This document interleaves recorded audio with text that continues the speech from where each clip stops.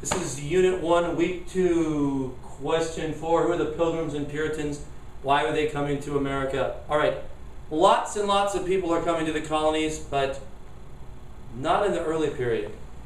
But fundamentally, U.S. history or British North American history, the major forces that are bringing people here are commerce, capitalism, think Jamestown, and religious tension and animosity and Protestant tensions at home, of which the Pilgrims and Puritans are kind of symbolic of. So who are the separatists? What was their view? All right. In England, the major Church of England itself is a Protestant group, founded so the king can get a divorce. So the Anglican Church, Church of England, is over against the Catholics. So you've got religious tension there.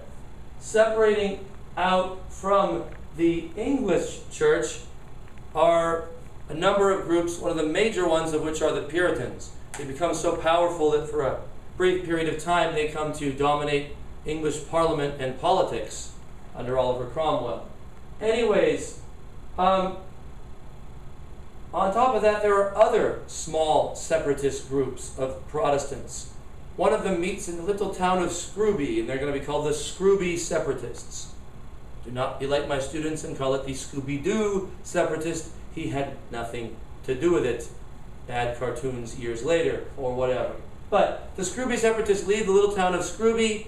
They don't like the Anglicans, and they don't like the Quakers. They want to practice separately, so they move to the Netherlands. Eventually they leave the Netherlands. They contract to be brought as cargo on this old boat that's refitted called the Mayflower.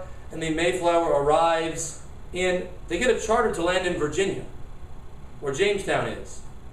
They land in Massachusetts, which is modern-day Massachusetts, although technically that's within this tract of land that was Virginia in the early period. Anyways, they go 1606 first to the Netherlands, and then eventually, I think 1606, I might be off in my years, but 1620 they land on the Cape Cod and eventually into Massachusetts. Before they arrive, however, they sign a major document. In U.S. history, why are pilgrims important? This.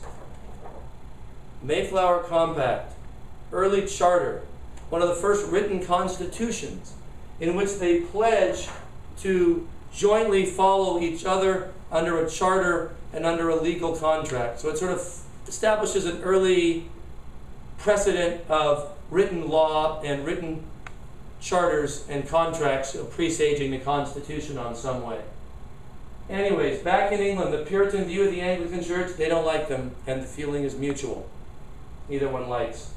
The Puritans also come when they lose, in 1630, literally boatloads of Puritans come. 10 major ships, and I think the first wave under their leader, John Winthrop of It's a City on a Hill. We will be the model society. These Puritans arrive and they overwhelm the Pilgrims. First of all, pilgrim's a dumb thing to call people.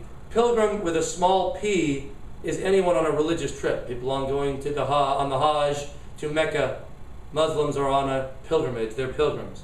Pilgrims, capital P in the United States, are what we label this little group, the Scrooby Separatists. All of these people coming, the Puritans are coming to practice separately. They're pilgrims, small p.